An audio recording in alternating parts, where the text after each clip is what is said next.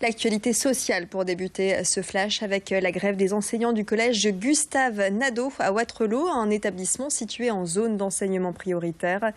Selon le syndicat SNES-FSU, les enseignants seraient 91% à suivre le mouvement de grève depuis hier après l'annonce de la suppression de 3 classes à la rentrée prochaine.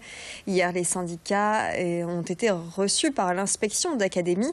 Celle-ci leur a demandé de patienter jusqu'en juin pour, à ce moment-là, évaluer les moyens nécessaires à ce collège. Une réponse jugée insuffisante, la grève est donc reconduite de façon illimitée. Et cet après-midi, des parents d'élèves se sont joints à la mobilisation des enseignants et du personnel encadrant. Clotilde Leguévac était sur place aux côtés des manifestants.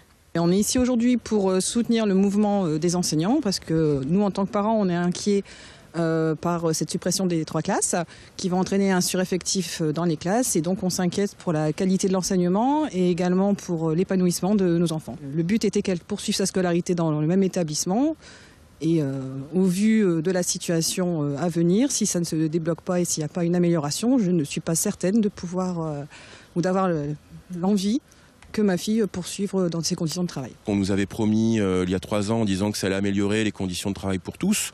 Nous, ce qu'on constate, c'est que l'an dernier, lorsque cette réforme a été mise en place, on a déjà perdu pas mal de dispositifs et ce qui a expliqué déjà la suppression d'une classe.